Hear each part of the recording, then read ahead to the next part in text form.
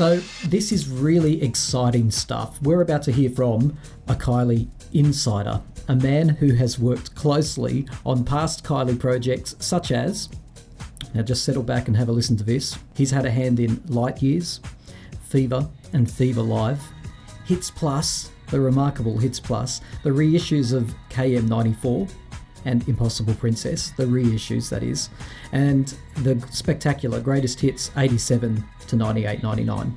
Lauren Ackers, you are a Kylie Insider. Welcome to Time to Talk. Thanks. How you doing? I'm really well. Let's start with credentials. Lawrence, what role were you playing in Kylie World?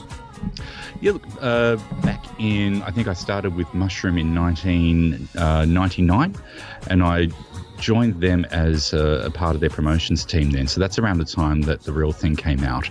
And then when Mushroom and Festival Records merged, I was kindly asked if I wanted to move into the marketing department. And so I was working alongside a lot of the marketing managers there who were working on different projects to assist them. And there's a fantastic guy by the name of Dean McLaughlin, who was Kylie's label manager. And he was always very open to my ideas, as I was a big fan. He was always really excited to hear what kind of ideas I could bring to the table as well. Because as a fan yourself, Lawrence, you wanted to always do something a little bit special that you knew the fans would appreciate. Absolutely, because I think that sometimes the releases felt a little too lazy and a little too obvious and predictable. And in many ways, it felt like we were just getting the English parts and re-releasing them here. And it felt good to be able to come up with ways to treat the Australian fans, who are obviously very special with Kylie, to something a little bit different and a little bit unique. So you came on board at the point of Light Years, is that correct? Yes. Yeah. What an exciting time to come on board with a Kylie project, right? Because she's coming off the back of Impossible Princess. There's a question mark over whether she's just disappeared into the wilderness. And you come back and obviously hear the material of Light Years, probably know this is a winner, and you get to play a role in marketing it, right? Well, the funny thing is that The Real Thing was actually earmarked to be a single in Australia. Really? But then it was pushed aside because Spinning Around was coming along. And so they felt that it was conflicting styles musically. And there was the fear that, that if The Real Thing was released, that it would impact on how successful Spinning Around could be. So did you hear the album tracks before it was released to the public? You must have to do your work, right? We were sent promo copies of it really early on. Right. I actually remember FMR had an annual conference, and I remember one particular annual conference before the album came out. On the first night, a few of the FMR team, including myself, got a little too drunk, and I remember dancing on the table to most of the album, which would not have been a very attractive sight. But it was just one of those classic kind of party albums. Yeah, that's it. It makes you want to dance, and also celebrating Kylie's return, because you must have known, did you, that you were all on a winner with this album? Absolutely. From early on, we kind of knew that every track was just absolutely brilliant. Yeah.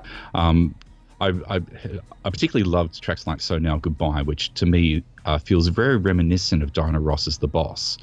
And at one point there, they were talking about taking that track off the album, and I remember being quite upset about that at the time and voicing my disappointment. Unfortunately, it stayed on the album. It's interesting because some people say it was slated as a single. Was it not ever considered as a single?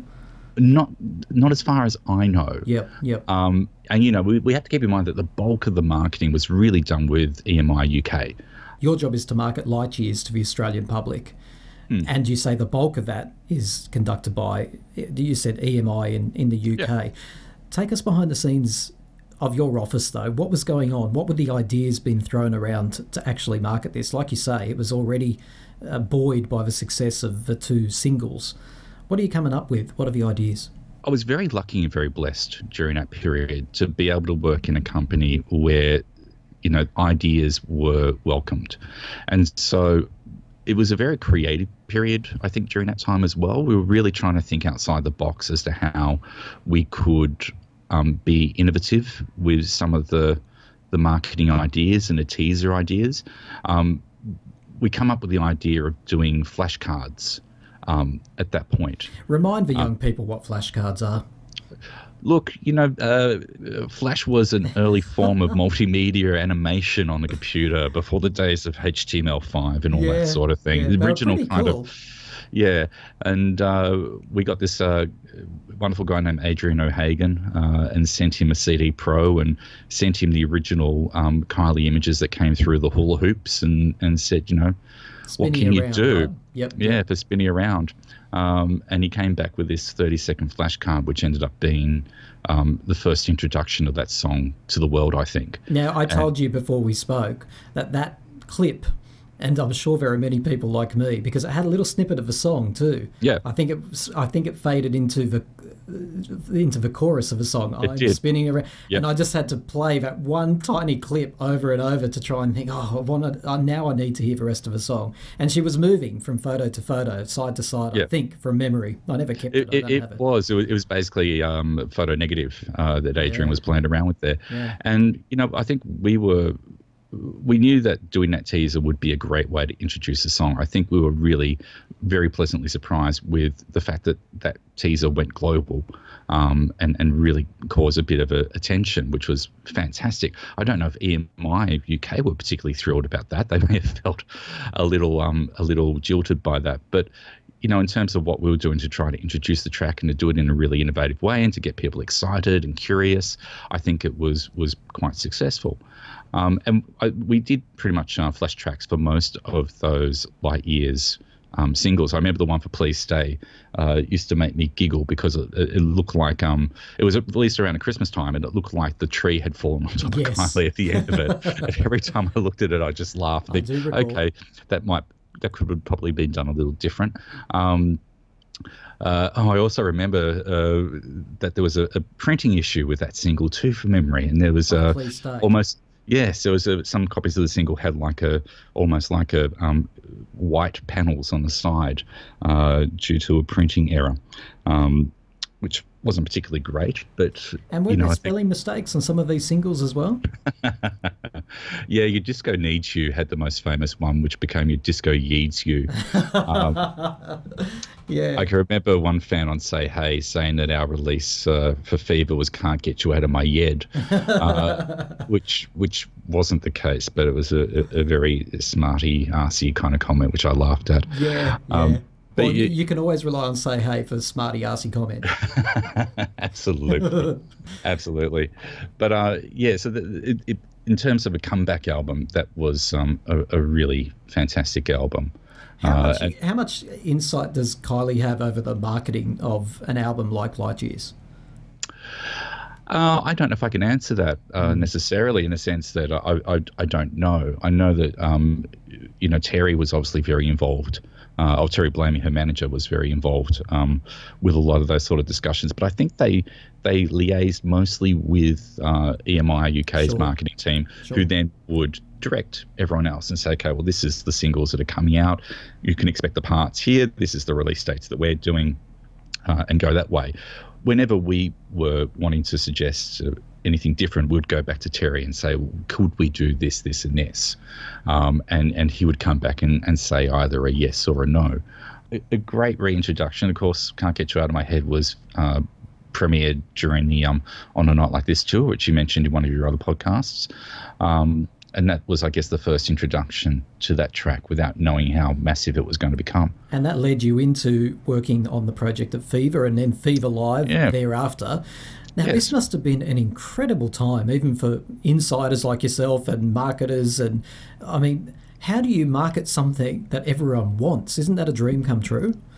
Yeah, it's hardly marketing, is it? Yeah, because they deleted the single, is what I was told, because they wanted to push the album. And the single would have sold truckloads more. But there was some sort of logic in deleting it so that the album would sell, and it obviously worked itself. So what can you tell us about your work on Fever? I could tell you I'd happily never hear Can't Get You Out of My Head again. A lot of fans feel that way. Fever, what can I tell you about that album?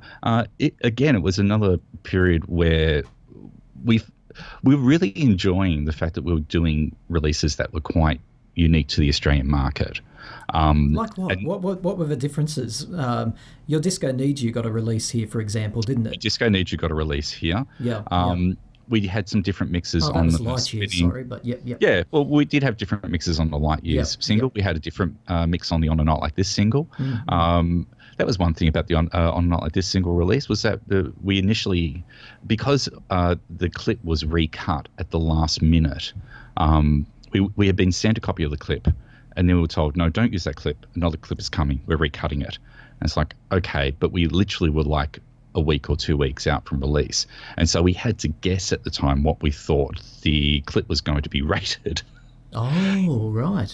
As in PG, M and all that sort of stuff. Yeah, Right, exactly. Right. And so I think it had either a PG rating or something like that put on the single. That's a fairly safe bet, you'd think. Yeah. But then it came back and there was something more mature about it, wasn't there? Yeah, so it had to. We had to change the ratings on the single, which led many fans to speculate or rumor that there were two different clips on the single, and there wasn't. It was just the wrong.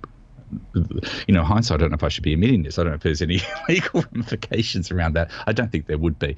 But, we had to change the rating on it based on what the clip actually came in as at the end. This was all to do with probably that one scene where she's topless walking away, very skimpy outfit, right? Yes, absolutely. Yeah, absolutely. Yeah. It was a bizarre clip. Raunchy for her. Did you find it a bizarre clip? I love that clip.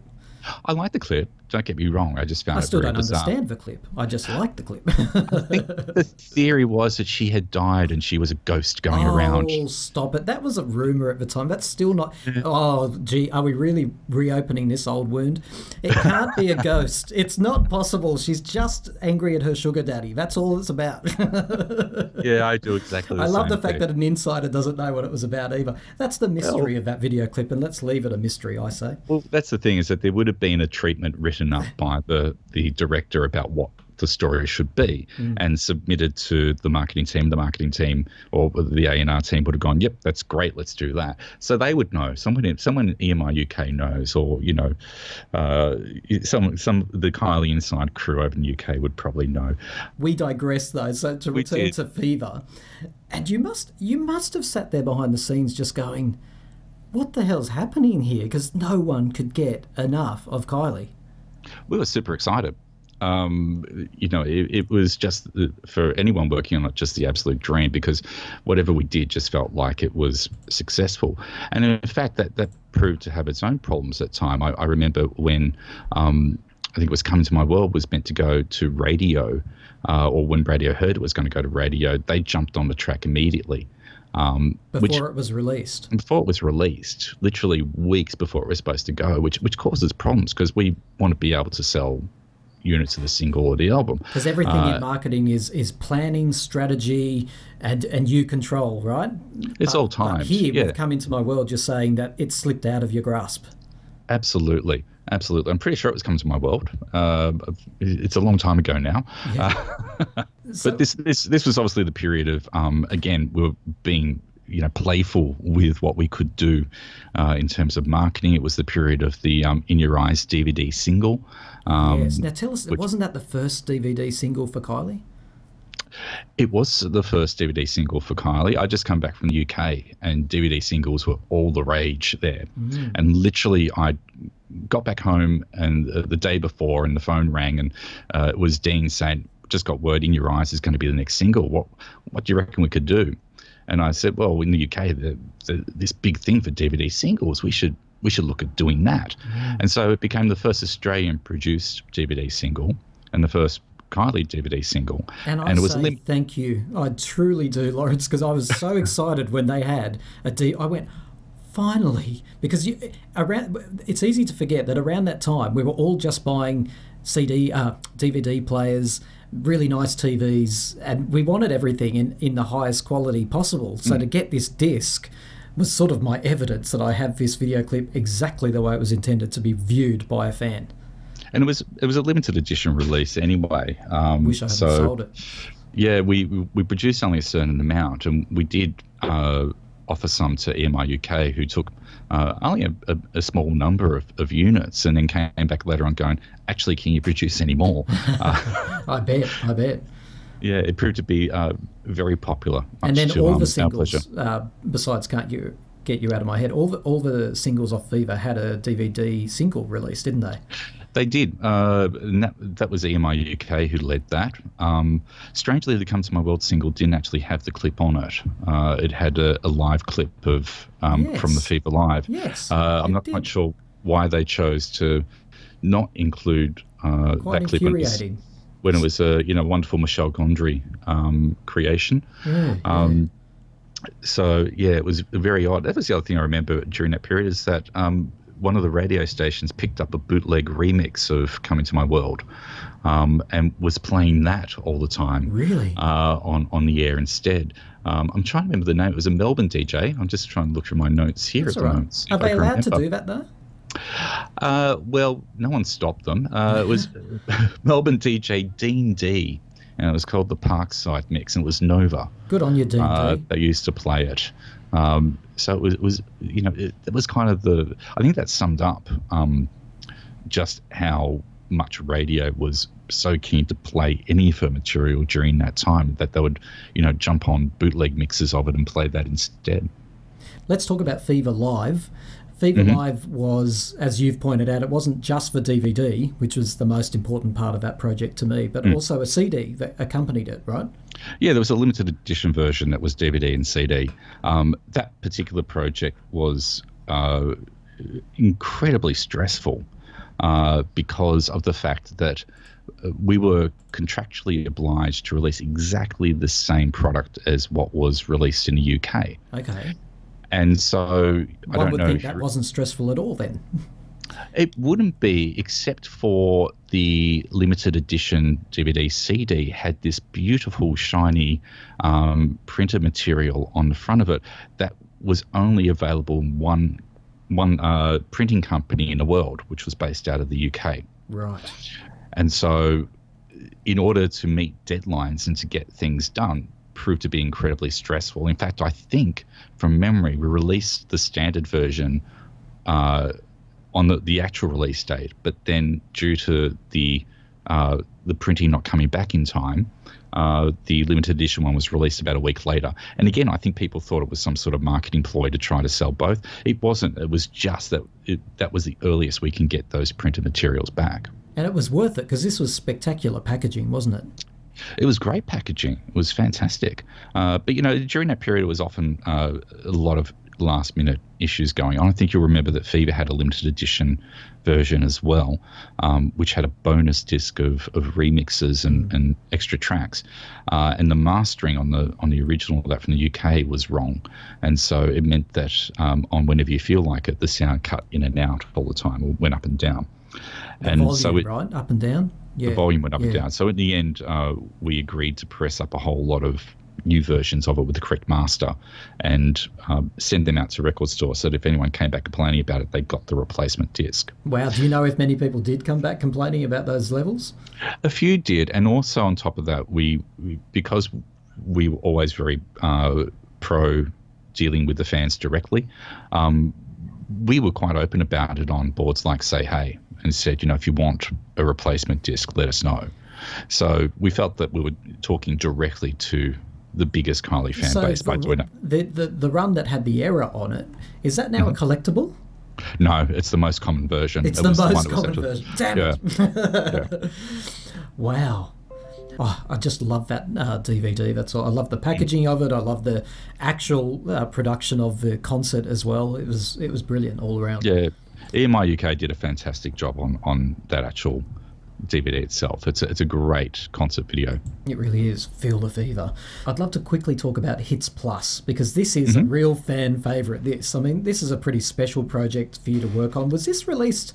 This was released in the UK as well as Australia. It was. BMG released it in the UK, and I guess the biggest challenge we had, I guess the lucky thing that we had was that we had an exclusive license direct with Kylie, so we could release any of the releases in Australia. So despite the fact that most of our stuff has come from EMI UK and this one was BMG, we could negotiate a deal with BMG in order to release it. We were throwing around the idea at some point of trying to add a bonus track to it. Like a new track altogether. Yeah, again, it was us trying to be clever. Yeah, yeah. And think, what is it that we can actually add here Just that for the Australian version, you mean? just for the Australian Yeah, version. yeah. Special And treat. Yep, yep. yeah, and it got to the point where we'd even thought that we would go for Love Is Waiting. I was trying to think of the track for a second. Yep, yep. And of course you'll notice that it's not on the Australian release, and there's a very simple reason for that, being that we couldn't fit it on. But the funny thing is that the version that's on the Japanese version of the original album isn't actually an earlier version, whereas the version that's on the reissues is the final version. So there's still two slightly different tracks. Yes, one's a little bit more demo-ish, it sounds. Yep. Yep, Yep. yep. Much in the same way that the Fever the Tightrope we have on the Australian Fever is a demo version, whereas on the single version it's the finished mix version. Yes, there's two different versions of Tightrope, right? Yes. Yep. Was it pretty special working on this one? As a fan who knew these were rarities really at the time, and different versions and mixes. I mean, this is special. It absolutely, it is probably the one we didn't have terribly much that we could do with it. Yeah. All the artwork came finished. Well, the artwork always comes finished, but it was pretty much a standard, just replicating what had been released in the UK and Europe. There was nothing about it that was particularly unique or different to Australia. It wasn't the same as what we could try to negotiate with Terry with some of the EMI releases that were coming up. Have you actually met Kylie, talked about projects, talked about marketing? Where have you intersected with Kylie herself? The first time I met her was on On a Night Like This tour, and it was at the after party after the first show in Brisbane. And it was more an opportunity just to, obviously you can imagine I was incredibly nervous, and going up to say hello and I remember her asking what was my favourite part of the show and being able to talk to her about that. I wouldn't say I've met her too many times. I've met her a few times and spoken to her on the phone a couple of times. That blows my mind. At what point do you need to talk to Kylie on the phone in your role? I used to work with a close friend of hers, a woman by the name of Charlie, or in fact her name was actually Charlene, and they met. No. They met on Neighbours. Charlene used to be in Neighbours as well. And they met on Neighbours, and Charlene and Kylie were good friends. In fact, Charlie became Kylie's assistant for many years there. In fact, in one of Kylie's books, she talks about Charlie. And Charlie went on to become worked at MTV for a while there, and then came to FMR and used to sit in the office next to me and put up with me, fanning out all the time, and she would offer many stories of her experiences with Kylie, which as much as I would love to share, I think probably should remain private. Sure. But because this was during a period where I was about to turn 30, and I usually don't tell this story, so I feel a bit like I'm name dropping, but since it's about the subject matter, and so on my 30th birthday, I went into work and sat down and was working away there, and the phone rang, and I picked it up, and I went, "Hi, it's Lawrence," and she went, "Oh, hi, it's Kylie." And you got to keep in mind that Kylie's publicist at that point was also named Kylie. Oh. And I had a friend named Kylie, and my Three response Kylies. to that was a confused, "Which Kylie?" And she said, "The little one." Oh no! And I went, "Oh my God, hello." and she said, "I heard it's your birthday. I wanted to phone and wish you a happy birthday." Oh and my God! I was absolutely flabbergasted by that. You got a birthday call on your 30th birthday from Kylie. And the funniest thing was she said she'd just been nominated for a Grammy. And I said, "Oh, thank you, and congratulations on the Grammy nomination." And she went, "What do you mean?" Oh, she didn't know. And I said, "Oh, hasn't Terry told you yet?" And she said, "No." And I went, "Oh. You're joking. You announced the Grammy nomination to Kylie. I know, and I thought afterwards, "Oh, Terry's going to be so pissed off with me." Like stealing his thunder. Wow. But yeah, that's the other thing I can say is it was for coming to my world. So Yeah, so in terms of why, that was the reason why. As soon as I got off the phone, I went next door to Charlie and just kind of smiled at her. I think I said, "Will you tell your friends to stop phoning me?" Oh, that's wonderful. That's a wonderful story, Lawrence. And so in keeping with what we think of Kylie, that she's a generous soul, really. I mean, she's no diva. She's no diva. No, absolutely not. Look, I hope this hasn't been too torturous for you talking to like a mega psycho fan like myself. No, it's been wonderfully nostalgic, and you've got to keep in mind that I'm a fan as well. So, which is fantastic. I'm hoping that you'll talk to us one last time, though, because we've still got to talk about the reissues of KM94 and Impossible Princess, because that's a very intriguing period to me. And and of course, Greatest Hits 87 to 98, 99. That you were involved with as well. So I'm hoping you'll come back and talk about those with us, Lawrence. Yeah, sure, not a problem. Oh, Lawrence, you're a champion, mate. Thank you. No problem.